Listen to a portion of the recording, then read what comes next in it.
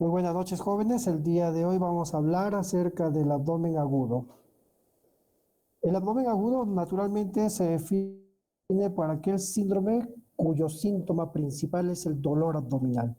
El dolor abdominal es la causa más frecuente por el cual los pacientes vienen a la consulta en emergencia, urgencia o consultorio externo. Donde vayan ustedes a trabajar, siempre van a tener pacientes aquejando de dolor abdominal.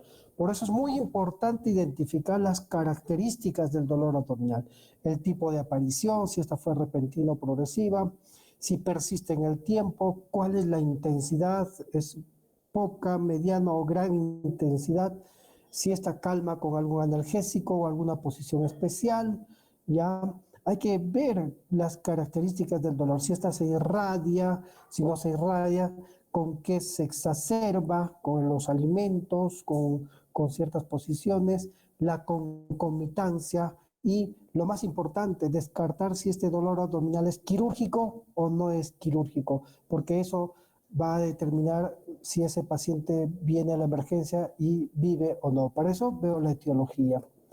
Muy bien, los síntomas que acompañan al dolor abdominal pueden ser náuseas, vómitos, aerofagia, anorexia, puede haber hemorragia, melena, diarrea, fiebre, hematoquesia, entre otras causas, ¿no? El abdomen agudo, epidemiológicamente, es la causa principal por la cual viene a emergencia. El 18 a 42% de la consulta en adultos y en mayores de 65 años representa un 63%.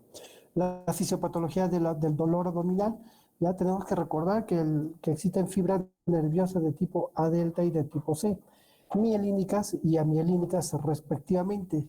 Y aquellas, las A deltas, por ejemplo, llevan la señal dolorosa de tipo saltatoria y llega más rápido, es decir, nos da el dolor agudo, el dolor intenso, mientras que las fibras C amielínicas llevan el dolor más lento, la transmiten lentamente hacia el cerebro y nos dan ese dolor difuso, vago, inespecífico. ¿Ya? Un ejemplo claro de la explicación de los tipos de dolor es la apendicitis aguda. Recuerden que cuando se obstruye el apéndice, por cualquier razón, un coprolito puede obstruir el apéndice, una hiperplasia folicular por sarampión, tifoidea, cualquier infección viral puede obstruir la luz del apéndice. Un coprolito es la causa más frecuente. Se obstruye la luz del apéndice, sigue la secreción de mucus, empieza a inflamarse el apéndice, lo primero que hace es dar un dolor referido, localizado inespecíficamente a nivel de la línea media del abdomen, por el epigastro y el mesogastrio. Simula un cuadro de dispepsia de origen de esa zona, ¿no? Gástrico, simula eso al principio. Luego se va localizando y va hacia la fosa ilíaca derecha y el dolor es más localizado a ese nivel. Y luego la pared se inflama, se dilata y da un dolor de tipo visceral. Y la pared debilitada puede perforarse y dar una peritonitis secundaria, un apéndice perforado. La peritonitis irrita toda la pared del peritoneo y da signos de irritación peritoneal, ya un dolor abdominal difuso. Entonces, como pueden ver, el dolor puede ser referido, puede ser de tipo visceral o puede ser de tipo parietal, la pared del peritoneo, ¿no? Un dolor con abolición de los ruidos hidroaéreos, un abdomen en tabla, etcétera, etcétera. La mejor explicación del dolor la da la apendicitis aguda. Entonces el dolor va a viajar por el haz posterior espinotalámico hacia el cerebro y el cerebro va a dar una señal nerviosa neuroendocrina como respuesta al dolor. Para eso tenemos que recordar que existe una percepción del dolor, ¿no? Y luego va a haber una traducción a nivel de las fibras nerviosas con transmisión y en la columna vertebral, la médula va a modular ese dolor. Es decir, no va a llegar un dolor tan intenso, sino lo modula y le da la señal al cerebro por el tracto espinotalámico, llega al tálamo y la corteza cerebral percibe el dolor en cuestión de segundos. Entonces es muy importante recordar la transducción y la transmisión. Luego de ello pasa la modulación, donde las sustancias analgésicas modifican la intensidad del dolor. Algunos tienen un umbral del dolor alto porque hay una modulación adecuada, entonces resisten ciertas intensidades de dolor. Y a esto está relacionado la bradicinina, calicreína, histamina, serotonina, el factor 8, la plasmina, entre otros. Cuando estas sustancias aumentan, se comportan como estímulos nociceptivos.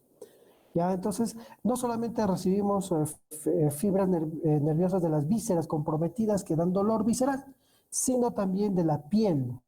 Los dermatomas de ciertas zonas de la piel van a llevar señales nerviosas hacia la médula por el haz posterior espinotalámico, donde también llegan a confluir las fibras viscerales.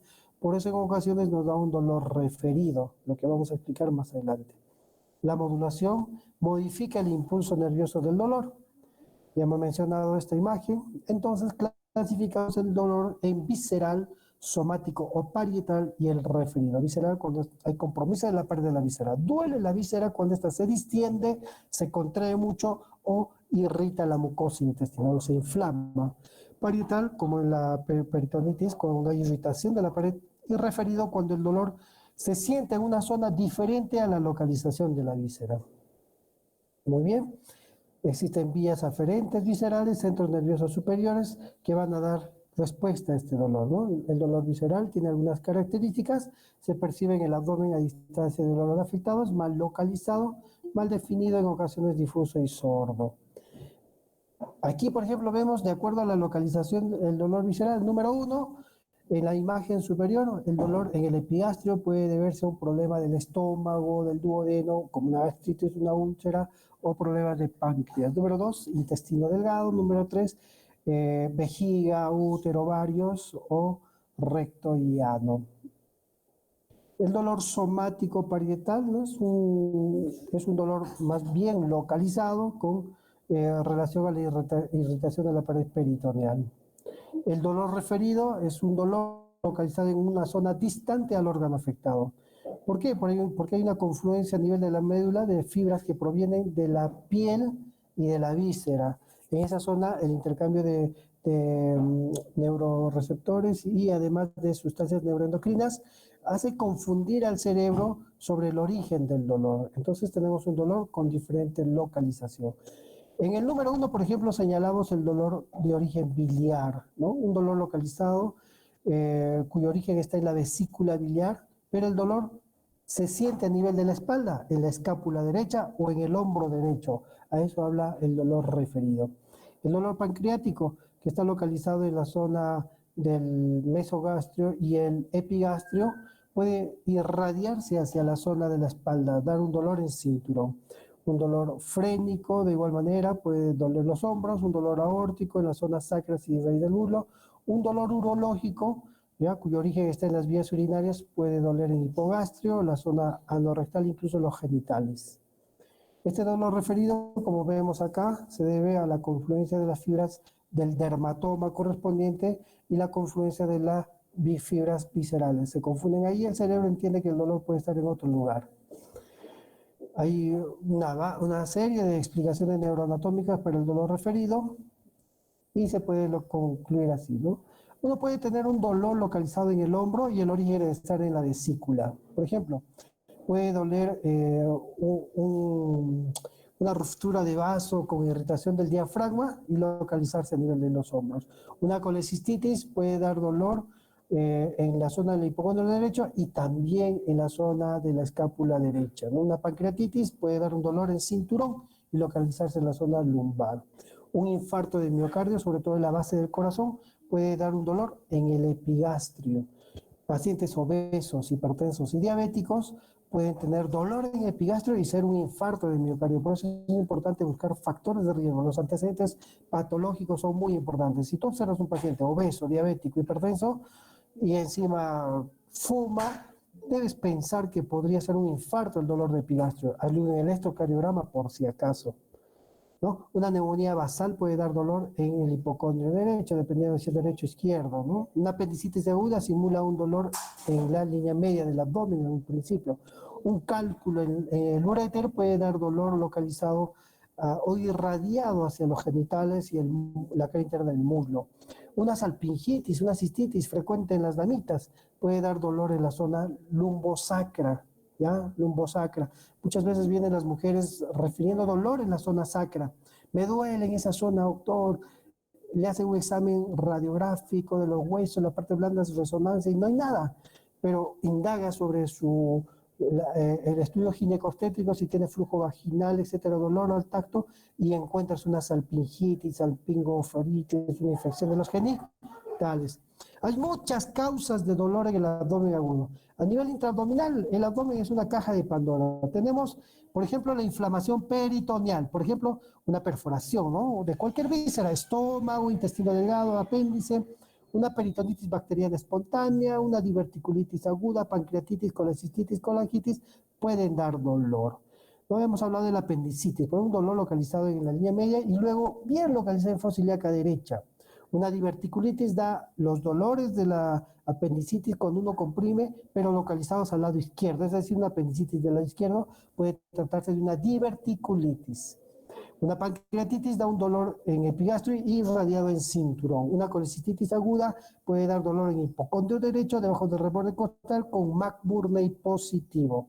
Y una colangitis aguda, el dolor va acompañado de fiebre, dolor, ictericia, ¿no? La tríada de Charcot. ¿Qué es la tríada de Charcot?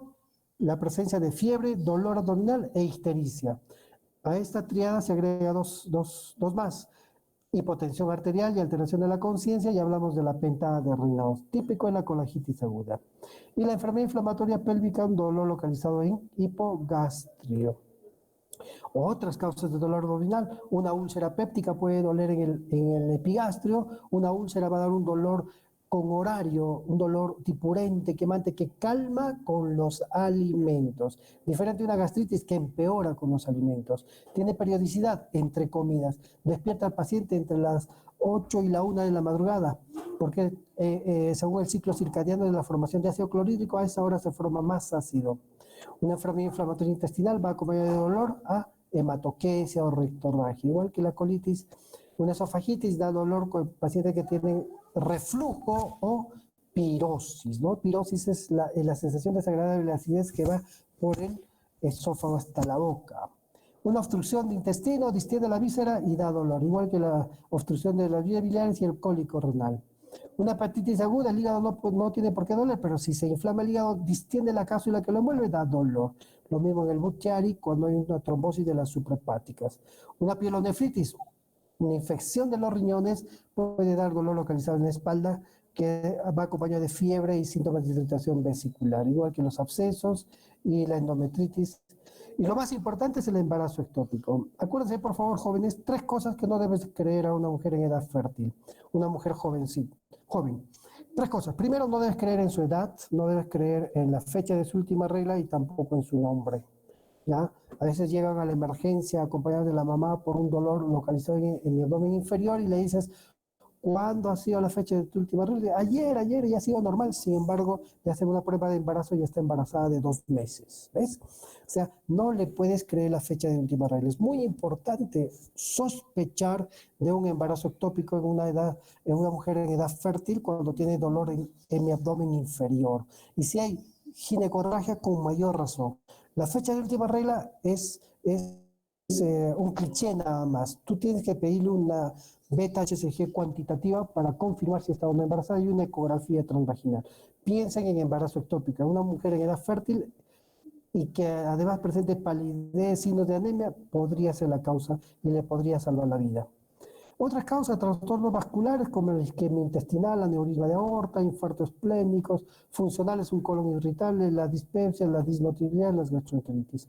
Extraabdominales, claro que sí hemos mencionado, por ejemplo, las enfermedades neurológicas, una radiculopatía, un herpes zóster puede simular un dolor abdominal, así como las fibromialgias, una neumonía basal puede dar dolor en el abdomen superior.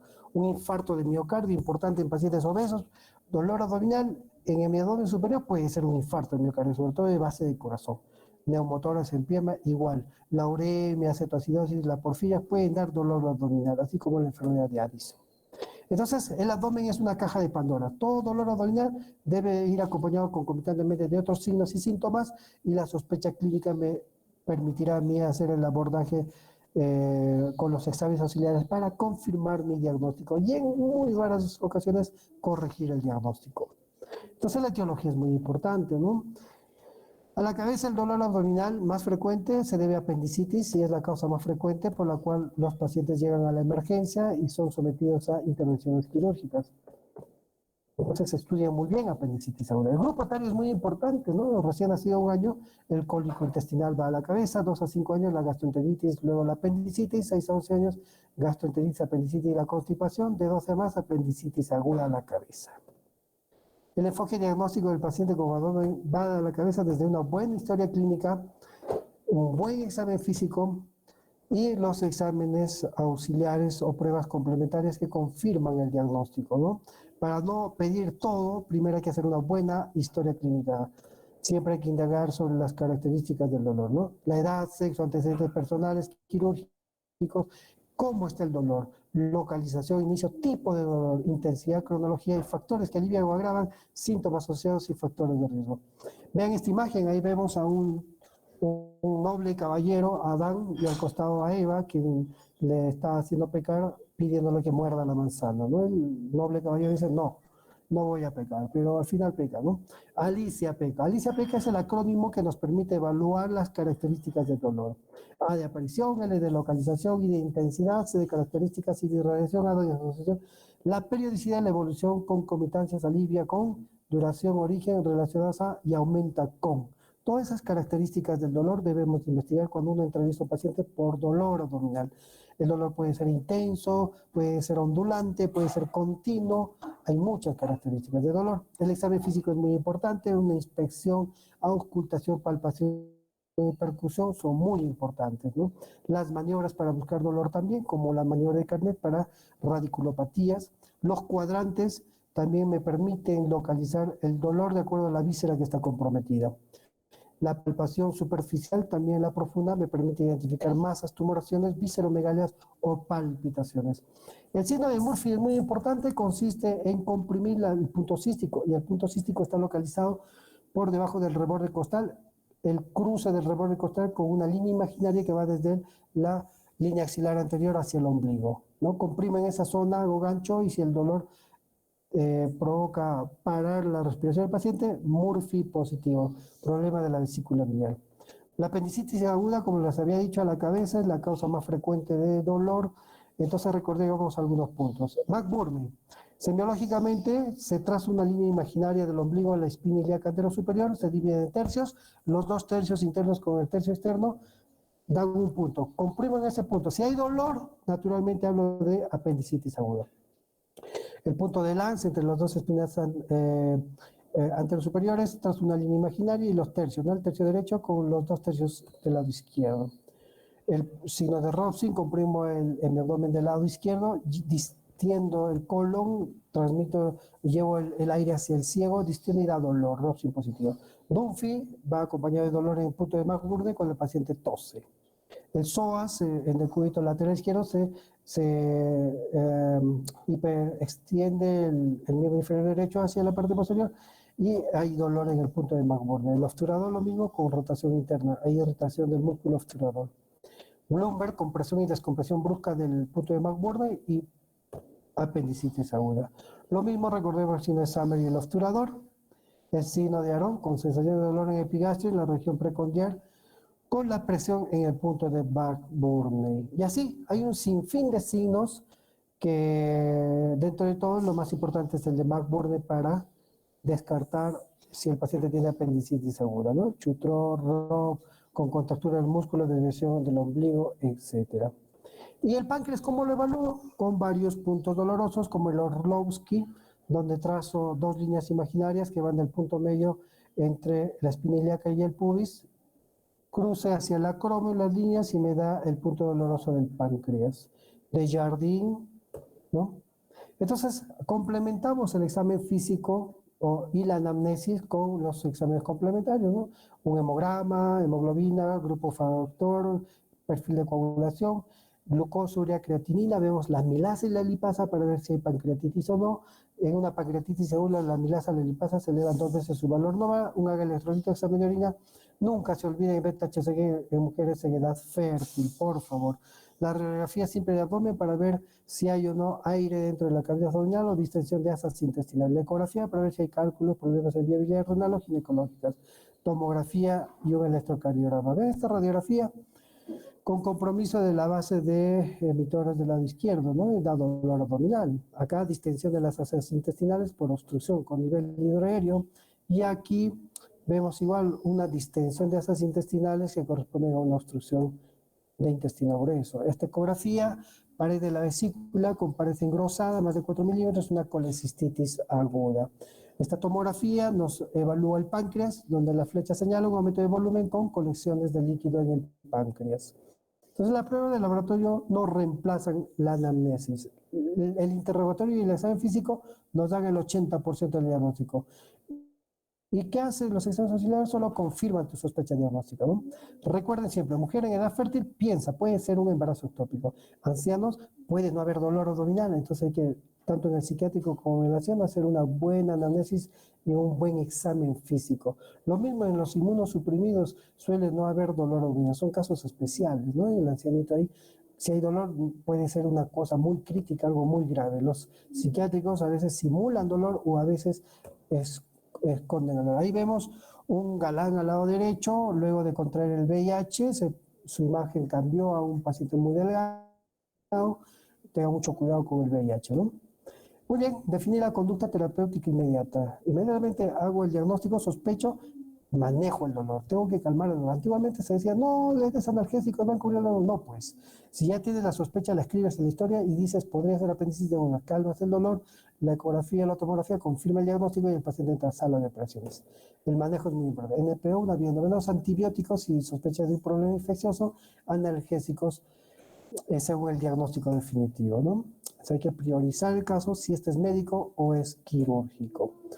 El quirúrgico generalmente es un dolor agudo, intenso, con gran compromiso general, con séptico, el paciente llega tóxico, con un abdomen en tabla, sin ruidos hidroaéreos, con leucocitosis y a veces neumoperitoneo. El tratamiento quirúrgico inmediato por una apendicitis aguda es una apendicectomía, con la peritoneal si hay peritonitis por perforación del apéndice, ¿no? Si hay una obstrucción, una resección de intestino delgado, ¿no? Hay que ver sospechas de vísceras perforadas, una colecitis aguda, entre otras causas de causa quirúrgica de abdomen agudo.